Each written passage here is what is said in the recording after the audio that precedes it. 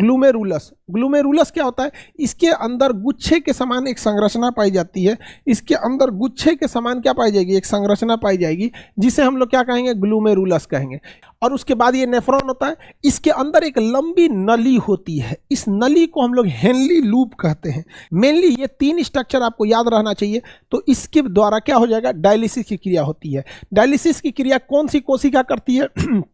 तो डायलिसिस की क्रिया करती है नेफ्रॉन कोशिका। कौन सी कोशिका? नेफ्रॉन कोशिका। किडनी में कितनी नेफ्रॉन कोशिका? 3 लाख। नेफ्रॉन कोशिका में मेनली 3 चीजें, गोल कटोरी नुमा संरचना को बोमेन कैप्सूल या बोमेन संपुट कहेंगे, उसमें गुच्छे नुमा संरचना गोल गोल को ग्लोमेरुलस कहते हैं, और एक लंबी ट्यूब नाइम पाइप रहेगी, उसे हेनली लूप कहेंगे। ये क्या करते हैं? तो शरीर में फालतू चीजों को सोख लेते हैं, अच्छे चीजों को भी सोख लेते हैं, लेकिन जो अच्छा चीज है उसे वापस ब्लड में मिला देते हैं, रीएब्जॉर्प्शन करके वापस ब्लड में मिला देते हैं, वापस ब्लड में मिला देते हैं। और जो फालतू चीज है उसे क्या करते हैं? यूरेटर के माध्यम से यूरिन के रास्ते बाहर कर देते हैं, यूरेटर के माध्यम से यूरिन के रास्ते बाहर कर देते हैं।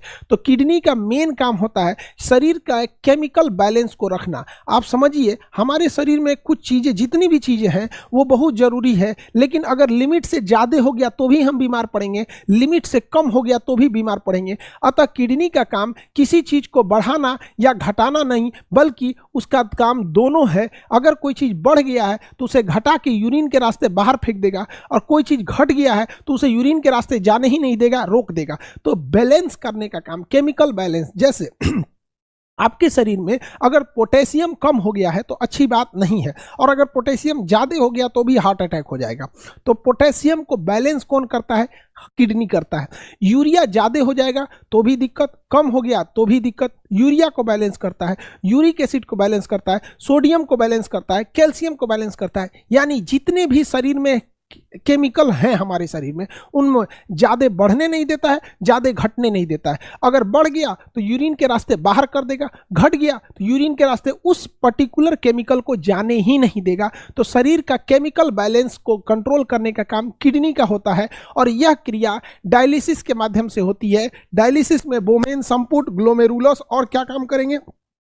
हेनली लूप करेंगे। अगर किसी व्यक्ति का किडनी काम नहीं कर रहा है तो उसमें यहाँ पर नस से पाइप लगाते हैं, यहाँ से इंजेक्शन के माध्यम से एक पाइप लगाएंगे और उसको क्या करेंगे? पूरे ब्लड को बाहर निकालेंगे। ब्लड को बाहर निकाल के डायलिसिस मशीन में डाल देंगे। कहाँ डाल देंगे बाबू? डायलिसिस मशीन में। ये क्या है? डायलिसिस मशीन है। ये डायलिसिस मशीन में आपको यहाँ एक मरीज दिख रहा होगा, ये इस पेशेंट का हाथ है। ये क्या है?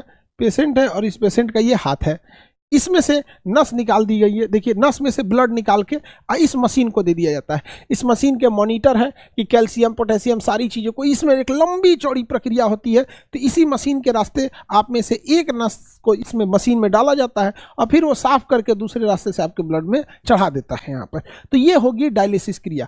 अगर ये डायलिसिस कब कराना होता है? जब आपके खुद के बॉडी का नेफ्रॉन जो होता है, आपके खुद के बॉडी का क्या चीज़? नेफ्रॉन काम नहीं करे तब। खुद के बॉडी का नेफ्रॉन अगर काम नहीं कर रहा है तब। जैसे आपका ये खुद का बॉडी है, खुद के बॉडी में अगर किडनी है, किडनी काम नहीं कर रहा है, तो हम लोग को क्या करना पड़ेगा? डायलिसिस करना पड़ेगा। तो जो क्रिया ये आपका डायलिसिस के लिए नेफ्रॉन करता है, वही क्रिया आर्टिफिशियल रूप से डायलिसिस मशीन करती है। नेचुरल डायलिसिस कौन करेगा? नेफ्रॉन। नेचुरल डायलिसिस कौन करेगा? नेफ्रॉन। आर्टिफिशियल डायलिसिस के लिए मशीन होती है, आर्टिफिशियल डायलिसिस के लिए। समझ में आ गया कि नहीं? अब आप एक चीज़ को समझो ध्यान से। हम डेली खाना पीना खाते हैं, लेकिन उस खाने वाले पदार्थ में बहुत सारे हानिकारक चीज होते हैं, जिसे हर घंटे किडनी बाहर फेंकता है। हर घंटे किडनी बाहर फेंकता है कि बकलवा ये सब चीज फालतू फालतू खा गया। हम आपको पाचन में पढ़ाए थे कि हमें 20 प्रकार के एमिनो एसिड में से केवल 10 प्रकार का एमिनो एसिड चाहिए, जो भोजन में पढ़ाई। ये हम आरएनए एक चैप्टर में पढ़ा रहे थे। तो हम बहुत सारी चीज फालतू खा लेते हैं। केला खाएंगे, सब्जी खाएंगे, रोटी खाएंगे, चावल खाएंगे, उसमें बहुत सारी चीजें फालतू होती है। तो हमारे बॉडी में लगातार केमिकल इनबैलेंस होते रहता है। तो किडनी जो है इस सारे केमिकल इनबैलेंस को पेशाब के रास्ते बाहर निकालता है। लेकिन ठंडे के दिन में, गर्मी के दिन में ज्यादा पेशाब नहीं लगता है, तो गर्मी के दिन में पसीना के रास्ते बाहर निकालेगा। इसलिए आप कोई शॉर्ट पैंट पहनिएगा, और जब पसीना होगा, जब सूखेगा, तो देखिएगा बहुत सारे केमिकल उसके ऊपर लगे रहेंगे, और उनको महकिएगा गमकेगा, और ये बाप हो बाप बहुत भीषण भीषण गमकेगा। सोचिए अगर पसीना नहीं निकलता तो सारा गमकौआ चीज आपके ब्लड में रहता, सारा गमकौआ फालतू चीज ब्लड में रहता। यही रीजन है, ठंडी के दिन में पसीना नहीं निकल सकता तो यूरिन बार बार लगता है, बार बार यूरिन लगता है, समझा गया कि नहीं। अगर किडनी नहीं रहेगा तो प्रतिदिन आपका ब्लड अशुद्ध होने लगेगा। यही रीजन है कि जब कभी कोई व्यक्ति को डायलिसिस का किडनी खराब होने लगती है तो उस व्यक्ति को डॉक्टर कहता है कि अब आपको जाना पड़ेगा डायलिसिस पर। कहां पे? डायलिसिस मशीन पर। कहां जाना पड़ेगा? डायलिसिस मशीन पर। पहले डायलिसिस मशीन कहता है कि 30 दिन में एक बार हम आपका ब्लड साफ करेंगे, लेकिन किडनी धीरे धीरे अपना वर्क काम करना छोड़ती है तो कहता है कि अब हम आपका किडनी हम आपको 10 दिन पे डायलिसिस के लिए बुलाएंगे, फिर कहेगा हम आपको 5 दिन पे डायलिसिस के लिए बुलाएंगे, फिर कहेगा कि आप एक दिन गैप करके अगले दिन आइए डायलिसिस पर। और ये सबसे खराब स्थिति होती है। अगर कोई व्यक्ति डायलिसिस पे गया तो 2-3 महीने के अंदर अंदर वो रेगुलर डायलिसिस पे आ जाता है। अब उसको डॉक्टर के पास जाइए, डॉक्टर यहाँ नस लगाएगा। अब डॉक्टर को बार बार यहाँ आपको नस में से क्या देना पड़ेगा? डायलिसिस। बार बार क्या करना पड़ेगा? डायलिसिस देना पड़ेगा। समझ में आ गया कि नहीं? तो डायलिसिस वह क्रिया है जो किडनी ब्लड को छानता है। जब किडनी नहीं करता है तो डायलिसिस की क्रिया को मशीन द्वारा छनाया जाता है। समझ में आ रहा है कि नहीं आ रहा है? डायलिसिस कैसे करेगा? मशीन के द्वारा कराएगा। अब एक चीज समस्या समझो बाबू, ये डायलिसिस मशीन पर आपको कम से कम जो खर्चा आता है 3 से 4 हजार रुपए आता है। समझ में आ गया? अब बताओ अगर किसी व्यक्ति का रेगुलर डायलिसिस हो रहा है यानी हर 2 दिन पे हो रहा है तो महीने में उसका 15 डायलिसिस होगा, महीने में उसका 10 से 15 डायलिसिस होगा। तो अगर किडनी के सीवियर पेशेंट है तो हर महीने आपको 10 डायलिसिस करना पड़ेगा। एक डायलिसिस का खर्चा अगर आप 4,000 पकड़ते हैं तो 10 डायलिसिस का खर्चा 40,000।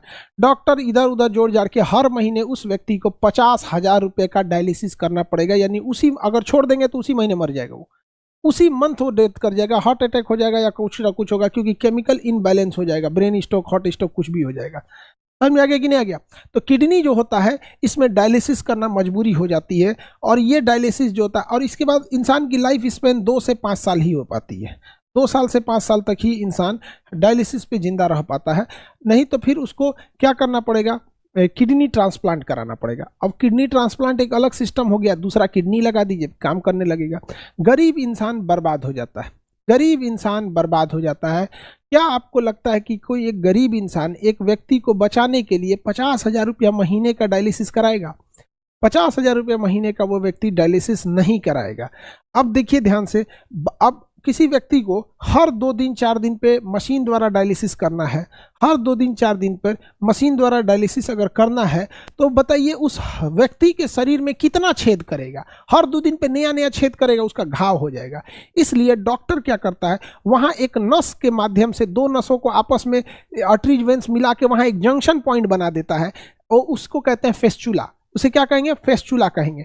तो जब कभी किसी व्यक्ति को बार बार ब्लड निकालना पड़ता है तो उसकी नसों को डॉक्टर ऑपरेशन करके आर्टरी वेन को एक पास मिलाने के बाद वहाँ एक आर्टिफिशियल जंक्शन पॉइंट बना देता है, ताकि जिसमें ब्लड देना निकालना बड़ा इजी हो जाता है और बार बार उसे तकलीफ नहीं होती है और ना ब्लड निकलता है, तो उसे कहेंगे फेस्चुला।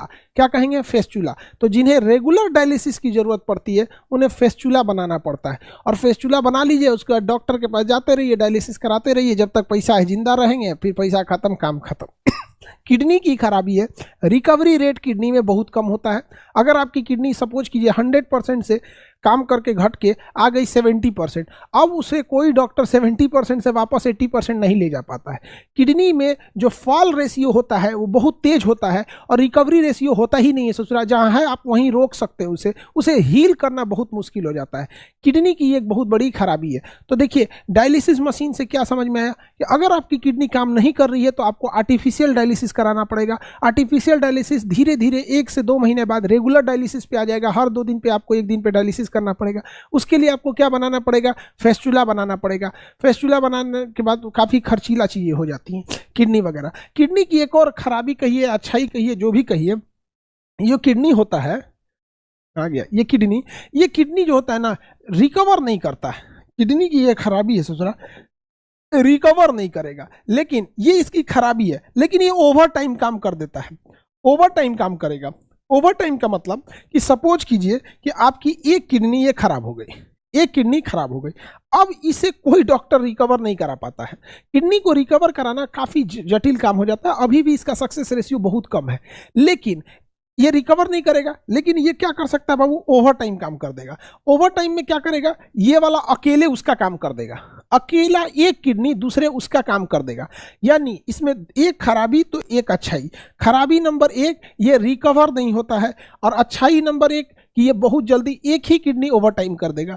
यानी अगर आपकी 50% भी किडनी बच गई ना, तो वो 100% का काम कर सकता है।